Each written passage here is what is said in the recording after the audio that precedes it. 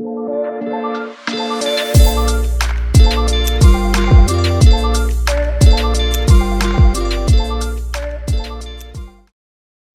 my gosh, I was in bed the other night and I was adjusting and I like put the cover over him because I have like all the pregnancy pillows in bed, and I like put my knee down and I put it right on his beak, and he didn't even like yelp or anything. He just went and I was like, oh my god, I just like suffocated you. It was so scary. And I was like, oh, I'm so sorry, honey. And he just looked at me and was okay, and then he went back to sleep. I'm like, okay. But it was like the scariest little like snort ever. Like he literally sounded like he was fighting for his fucking life. He's just like, hey, you're killing me down here. Yeah, pretty much. I think that animals understand we don't mean to hurt them. I have to believe that. I want to believe that, but he does have a trauma history. He was a rescue doggy. Whenever he was a puppy, he was like a bait dog, dog fight situation, and he was the bait. I know. So that's why he's very jumpy and also very anxious. We are his emotional support humans. That's so sad. It is. Oh, we didn't see you there. Hi. Thanks for eavesdropping in. Come on down. Pop a squat.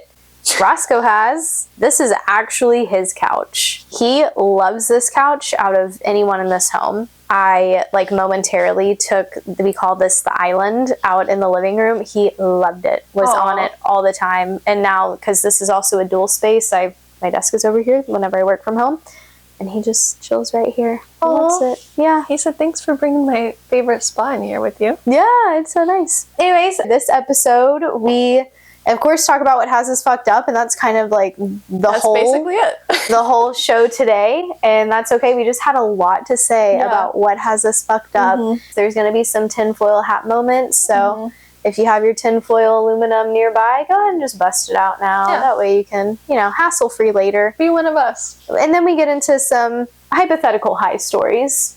But we hope that you like this episode, and we'll see you in a couple seconds. I don't like that pillow right there, but I don't know what to do with it. It's about to get tossed. Put it on the ground. Well, at one point it was between my legs, like here, and I was like, it's comfortable, but looks weird. Like, why am I humping this pillow? Give the people what they want. Yeah. Softcore porn. Farts and softcore porn. Welcome back to your favorite podcast, or maybe it just popped up on your algorithm. So if you're new around here, hey, come on in. The water's warm. Sure. Because of farts, apparently. If you're new around here, we had kind of our most successful podcast that was successful because of farts. People connected very well with it. So go and check that episode out. We'll put it here somewhere. Yeah. So anyways, I'm Madeline. I'm Alexis. Yeah, welcome in. Get comfy. We have changed the setup once again. We have added Roscoe's Island, our mascot. Now he's laying on the ground instead because I was stopping him from making out with Alexis. Yes. Yeah, he was on my chest. He ripped my mic out for a second. Yeah, he was trying to get in there. He was. He's already put his tongue down your throat before. For real. What's first base? I'm always confused. Because some people say first base is like holding hands. Some people say it's making out. Second base is like hand stuff, finger stuff. Third base is third base. So what the fuck is third base? Oral? Maybe. And then a home run is obviously sex. Okay, yeah. Okay, so I guess for me, holding hands, making out, hand stuff in the genital region, oral sex. Hand sex, oral sex, intercourse. Wait, is there 5? No, there's 4. First, second, third. Okay, so the first one's making out. Sure, kissing and making out. Yeah. Second base is hands. Okay. Fingering, hand jobs. Okay. Maybe butthole fingering. Oh, spicy. Third base is mouth stuff. Yeah. Going down on someone. Home eating run. ass, because we're just including asses in there. Yes. Eating all the bits and pieces down there. Maybe even feet, if that's your thing. I feel like feet should be included in 2. You think feet go with hand stuff? Yeah. Okay. Hands and feet. Okay. And if you will. Yeah, you can suck on toes. Has anyone ever sucked on your toes? I feel like if anyone would have sucked on my toes, it would have been my husband. Nasty freak. Would he do it, you think? I don't think he has, but I think he would. I think he loves me enough. I think you should ask and just see what happens. Actually, no. My husband has like a pretty big foot aversion. Oh no. Which like I didn't realize how big it was until his family like kind of made a big deal about it. And this man has rubbed my feet. He has held my feet, like made them warm, and apparently he is like really grossed out by feet. And I just thought that it was like a minor thing. No, it's like a legit thing. Maybe he's less grossed out by your feet because he knows you. Which is wild because I got a fucked up foot. Oh no. Which whenever we start the Tron, I will maybe show my feet on there. But for the people that know me in real life, you know, it's just, I was born this way. Do you actually? Yeah. Okay. Both of my feet used to be like that. I had surgery on one of them. It sucked because I like couldn't walk for a year and a half, so I just never got the other one done. Yeah. And it hurts, but it's fine. A year and a half? Mm-hmm. What'd you do? Well, I was like in a wheelchair for 6 months. Then I was on crutches in a boot for another 6 months. Then I was in a boot for 3 months, and then like walking, but like not a lot of activity for the next 3 months. Oh my gosh. For a gosh. year and a half, I couldn't. Yeah, it like even fucked up my ankle too. Oh my like gosh. my ankle got really, really weak because of it, and then I ended up fracturing that ankle later in college. Oh yeah, that doesn't seem worth it. Mm-mm. Unless you need it to eventually walk, but like. I think I will later down the line, but then at that point, like, if I'm old, Maybe cut it they'll off. have like a prosthetic toe situation.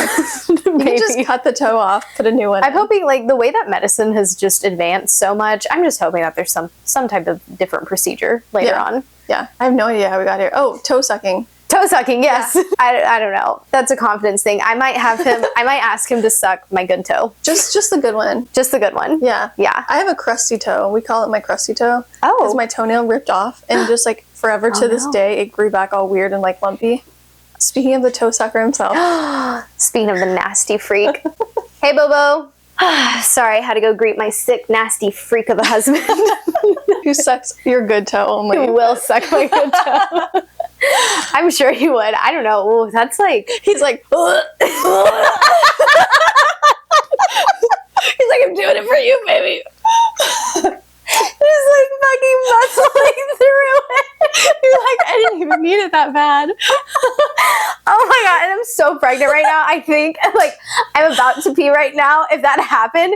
And I'm like, laying down like prone because this is how we have sex. And I would just like pee on him. Oh. It'd really be the full package of romance for us. Golden shower and toe sucking in one go. That's a lot. That's intense. Would you ever do a golden shower? Fuck no. Would you pee on somebody else? Maybe.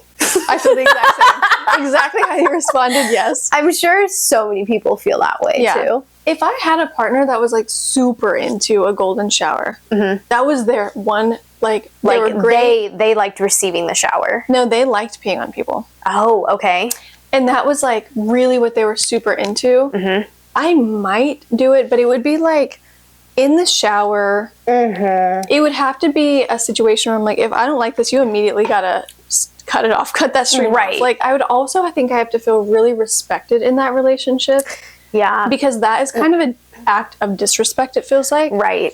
And So- like very submissive. Yes. So I think it would have to be like the circumstances, the stars would align. Right. And then if that's like their one thing, I would try Maybe it. alcohol involved. Yeah, probably. Or a drug. Yeah. Of some sort. You're just high. You're Yeah. like, it's beautiful. It's so I think if I warm." was like tripping, oh my god, not the tongue. If you're high enough, you don't know what the fuck is going on.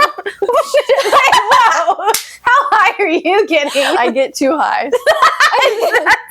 Something is wrong. There was like a wire not connected in my brain because I have tried smoking and like weird shit happens to me. I hallucinate. I'm unwell. Oh, Just dude, weed. I obviously not now, but we'll say hypothetically in college that I also would get really, really high in like edibles.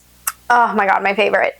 That shit, like I would start to hallucinate. Like I would be so high that I was like actually seeing waves. That was probably like the most intense visuals that I got, but I would hear shit. And that's scary. But it was, I don't know, it's like a good paranoia. My senses were so heightened that I could just like, the sounds that I was hearing were just like normal sounds of the apartment creaking. But I was like, oh my god, maybe there's someone here.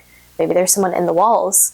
Is that a rat in the walls? Should I open up the walls? Yeah. How is it a good paranoia? Or what is it? It was kind of fun. Okay. Yeah. You were enjoying it then. Yes, I was enjoying it. And also I was so lazy that I was like, I'm not fucking getting up and busting a hole in my wall. But it's fun to like kind of think that. Okay. I also get paranoid, but it's not fun for me. Like, I'm miserable and immediately wishing I was not high.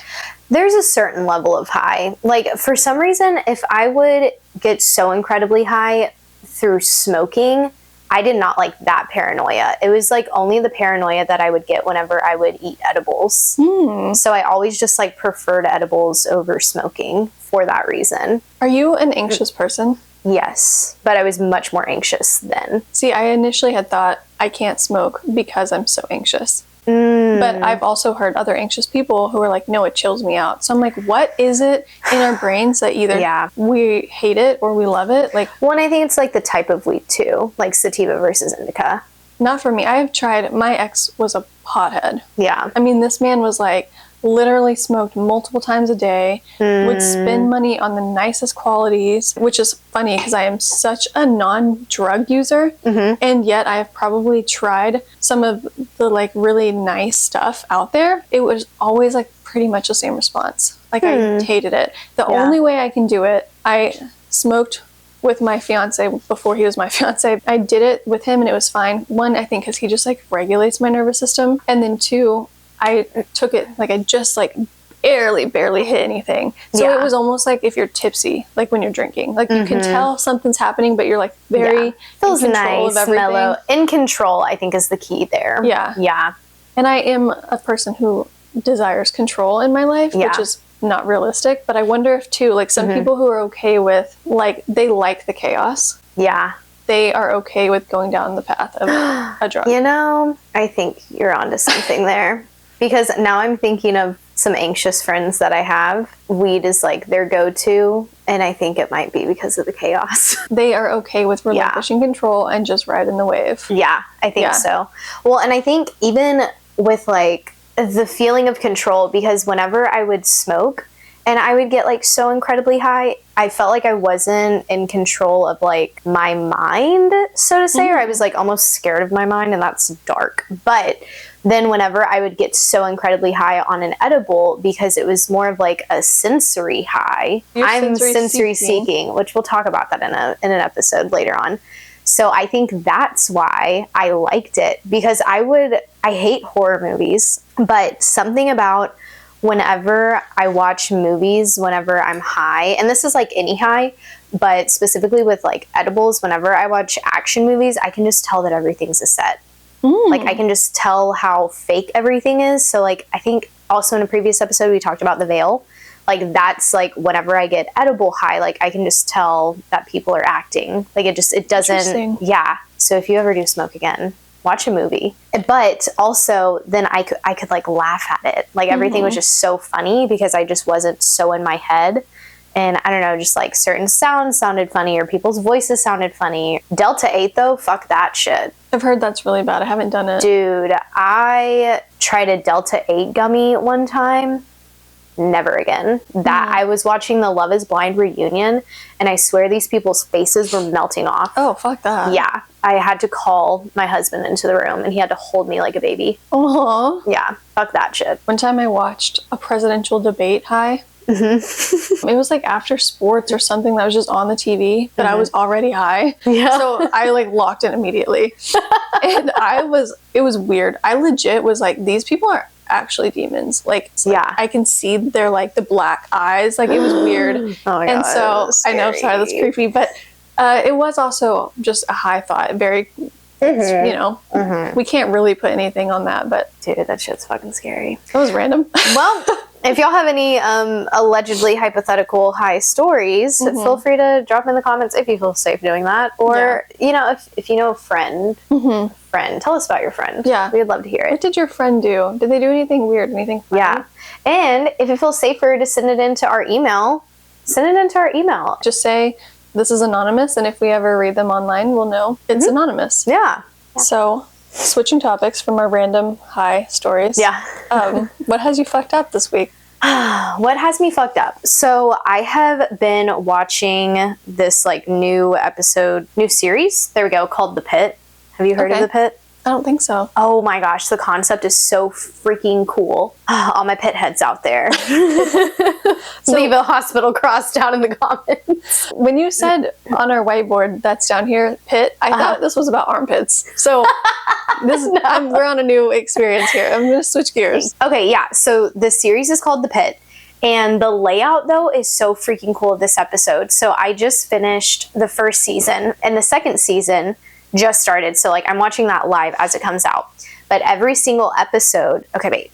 The season starts at the beginning of the shift. And every single episode is just 1 hour in the shift. So, like, episode 1 was, like, 7 a.m. to 8 a.m. And this is a hospital, you said? Yes, so it's sorry. a worker's shift. So it's a hospital, but it is a trauma ER center. So this is, like, the doctors that work in the ER. Okay. So all of them are, like, trauma doctors. And so it's just, like, it's wild stuff because it's an emergency room. Like, you're just getting random shit left and right. But what has me fucked up is because anytime that I watch a medical series of some sort, I'm like, I want to do that. You want to be in, like, the medical space? Yeah, but I don't have the brain for it. You literally almost got your PhD. Different, though. Different part of the brain. Different type of brain. Okay. I do not have medical brain.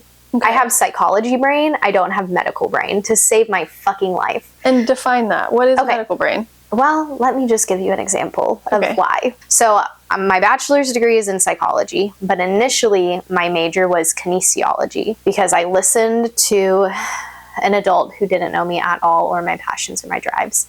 And I had told them I wanted to be a psychology major. And this was at, like, the orientation or whatever. And they said, well, your writing and your reading scores are really low on your SAT. Aren't you in cheer? Like, why don't you do something in the athletic field? Why don't you do kinesiology? And I was like, oh, y'all know more than me. I'm a first-time college student. Sure, let me do that instead.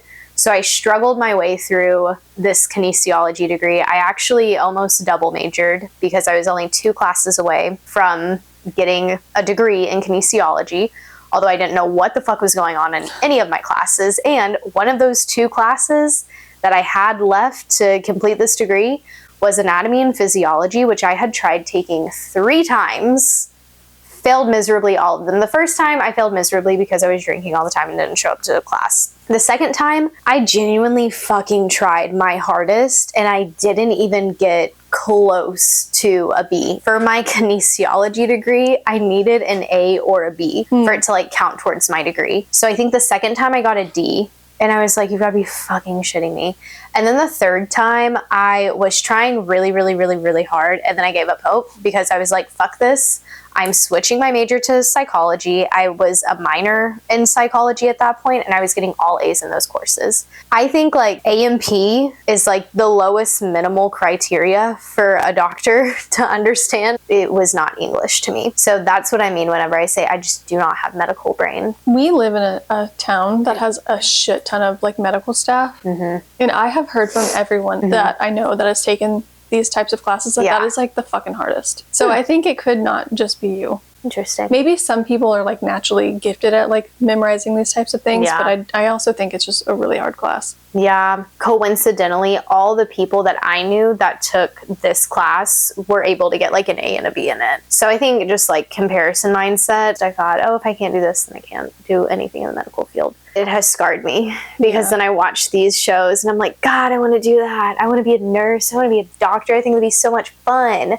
And nope. I haven't been your official client, but I'm basically a client. Right before this podcast, I spilled my guts about everything I'm processing right now. Mm-hmm. But I feel like you're good at this. And who knows, you could be in the medical field and you could have hated it. I know, right? Because I love talking to people. Like, I love being able to talk with people, help them process through shit, just sit with them and, like, uncomfortable emotions. I love that shit so much. So I feel like this could be your calling. Yeah. And you could just on the side want to do other things sometimes, but, like, the reality could not line up. Speaking of random adults telling you that you should be doing, like, other jobs, a bunch of adults told me I should be a nurse. And that is not accurate. In no world should I have been a nurse.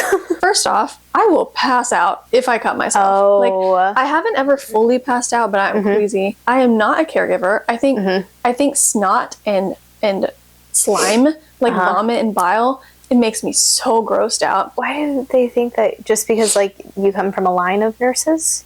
Yeah, my mom is a nurse, but she's the only one. Oh.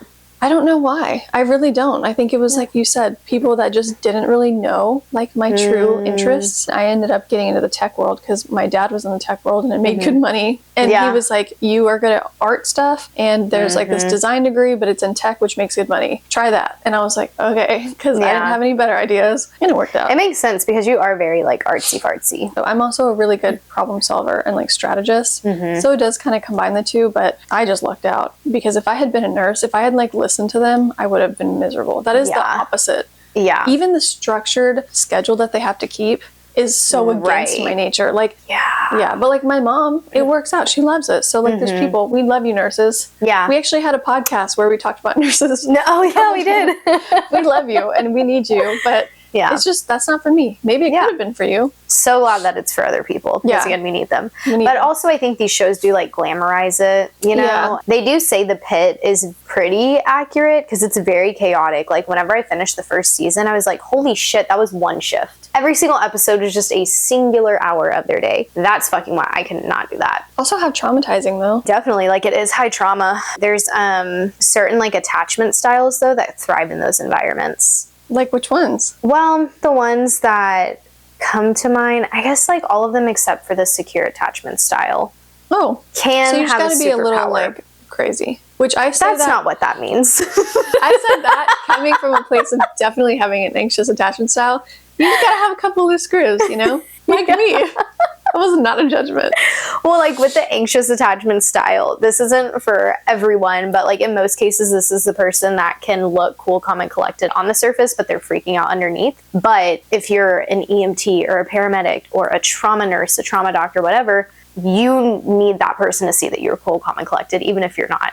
So that's where it can be beneficial. You can still burn out, you can still crash out, whatever. If you are an ambivalent attachment style, you can still like crash out from doing this, but because like the unpredictability feels like comfort in a way to like kind of not know what's next. Like that is what you can predict, is that it's going to be unpredictable. And then with the disorganized attachment style, that attachment style can be really, really good at disassociating. So whenever they're experiencing or watching like live trauma, they can just disassociate, which then helps them do their job.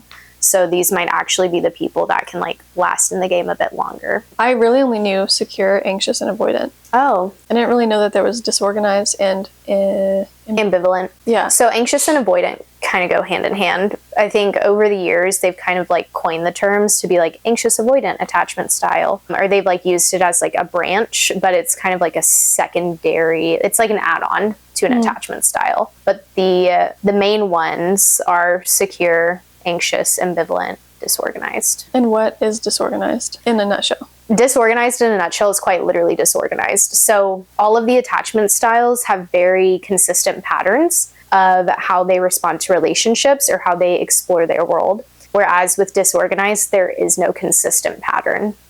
One day they may look like they're showing patterns of healthy attachment in a relationship or exploring the world, or they might show signs of anxious, or they might show signs of ambivalent. So it's just, that's why it's called disorganized, because it really doesn't fit into one category. And then what is ambivalent? You're being quizzed, sorry. No, that's okay.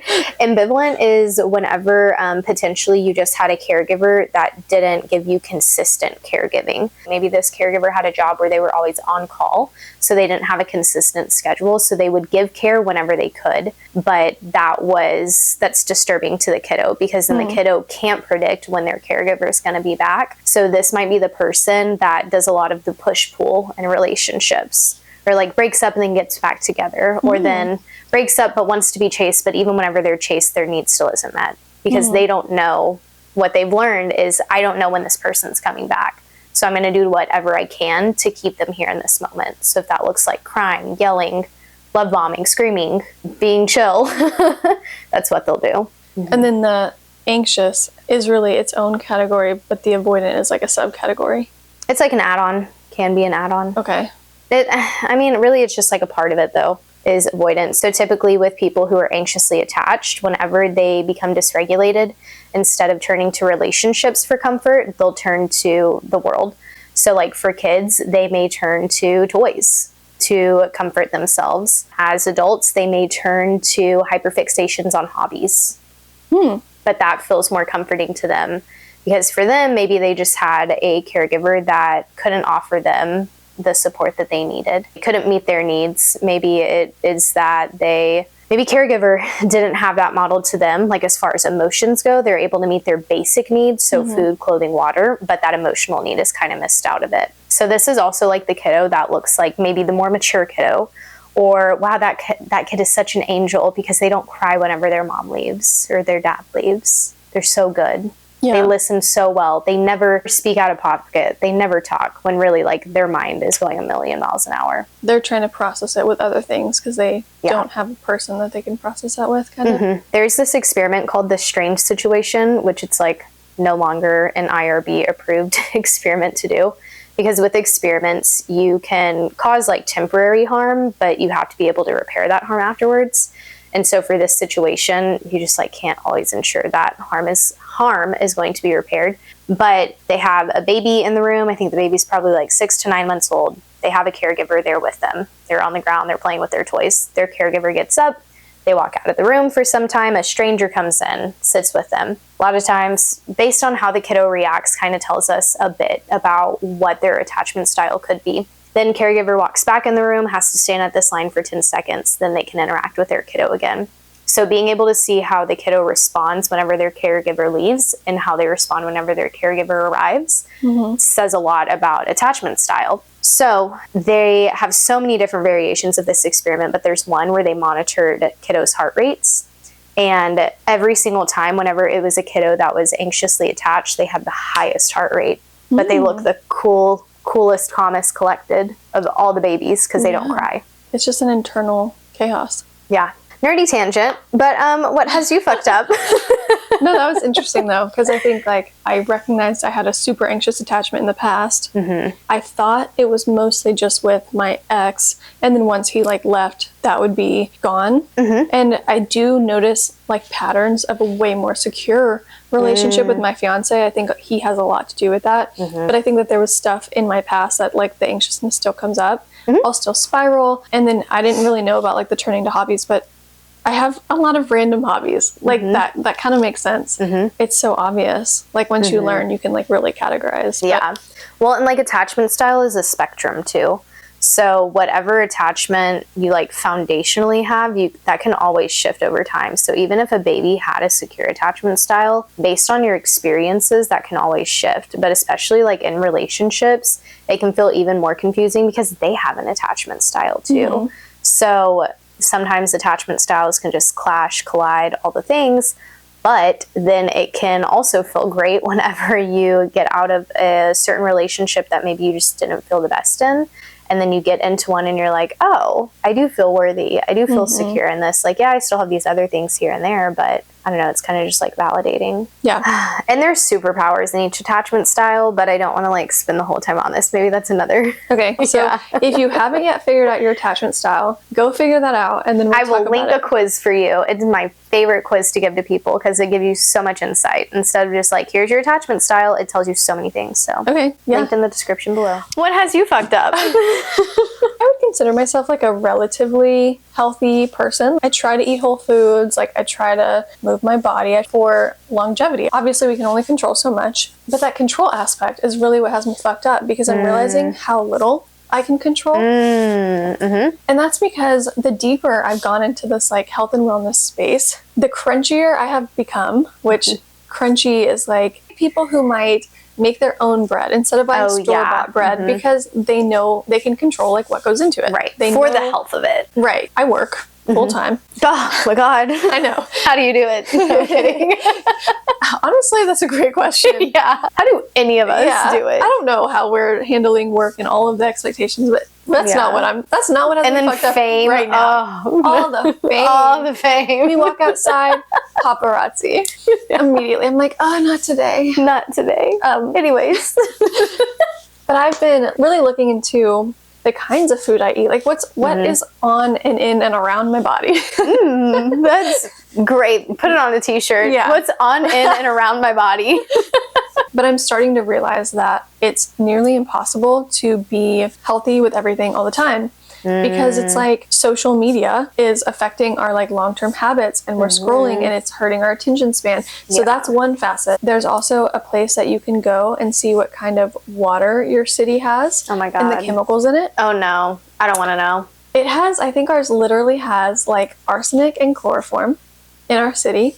We are all drinking that. Rat poison and the serial killer drug. Yes, it is in our water. And there's like all of these other like trace chemicals of these really bad things that are known to be poisonous, known to be cancerous, all the things. Yeah. So I do things like I buy water from like a filtration system place. Yeah. And I try to buy like organic foods, but then it's like, okay, but also the air you breathe and the clothes you wear. Like all of our clothes are synthetic bullshit. Yeah. I'm wearing synthetic bullshit right now. This is synthetic probably chemicals. Yes. Probably same. Probably, which is terrifying. This is on my stomach that I'm growing a child in. If you're sitting in a sauna, which is healthy, but you're in synthetic clothing, well, like your biggest organ is your skin. Yeah. And so your skin is just soaking up all of these chemicals. So and your pores get so big whenever you're in a sauna, just like prime time soaking. Right, because the whole point is to like detoxify. Right. You're just toxifying. You're just toxifying. You're just toxifying.